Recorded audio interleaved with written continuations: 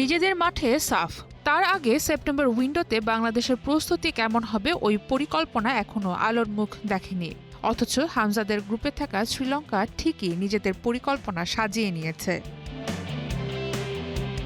সাফের মঞ্চে বাংলাদেশের চ্যালেঞ্জটা সহজ করতে চায় না শ্রীলঙ্কা, বরং ঢাকায় আসার আগে নিজেদের ঝালিয়ে নিতে সাজিয়েছে 4 ম্যাচের প্রস্তুতি সূচি।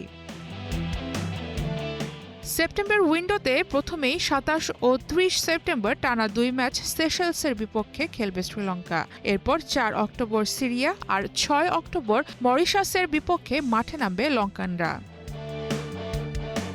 ফিফার 20 জুলাইয়ের সবশেষ অফিসিয়াল র্যাঙ্কিংয়ে শ্রীলঙ্কার অবস্থান 187তম, সেশেলস 204, অর্থাৎ শ্রীলঙ্কার চেয়েও 17 ধাপ পিছিয়ে। ফলে এই 2 ম্যাচে মূলত স্কোয়াড ফরমেশন আর নতুন খেলোয়াড়দের যাচাই করার সুযোগ পাবে কোচিং স্টাফ।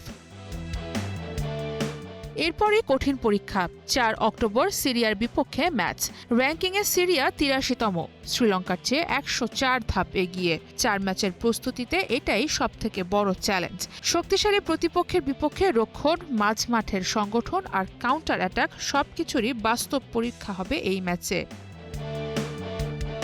আর 2 দিন পর 6 অক্টোবর মরিশাসের বিপক্ষে শেষ প্রস্তুতি ম্যাচ। ফিফা র্যাঙ্কিংয়ে মরিশাস 178তম, শ্রীলঙ্কার চেয়ে মাত্র 9 ধাপ এগিয়ে। অর্থাৎ সিরিয়ার বিপক্ষে বড় পরীক্ষার পর মরিশাস ম্যাচ হতে পারে সাফের আগে চূড়ান্ত কম্বিনেশন ঠিক করার সুযোগ।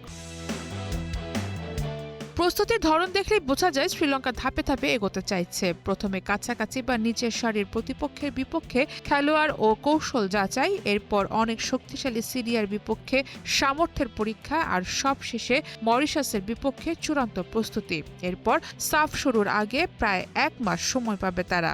এই সময়ে গ্রুপ পর্বে থাকা প্রতিপক্ষ বাংলাদেশ ও ভুটানকে নিয়ে বিশ্লেষণ করে ম্যাচ প্ল্যান তৈরির সুযোগ থাকবে। র্যাঙ্কিংয়ে পিছিয়ে থাকলেও প্রস্তুতিতে পিছিয়ে নেই শ্রীলঙ্কা। 4 ম্যাচের এই মহড়ায় নিজেদের পরীক্ষা করে ঢাকায় আসতে চায় লঙ্কানরা। তাই সাফের প্রথম ম্যাচে বাংলাদেশের সামনে শুধু একটি দল নয়, থাকবে প্রায় 1.5 মাসের প্রস্তুতি নিয়ে আসা এক শ্রীলঙ্কা। সারা মাহবুব, স্টার প্লে।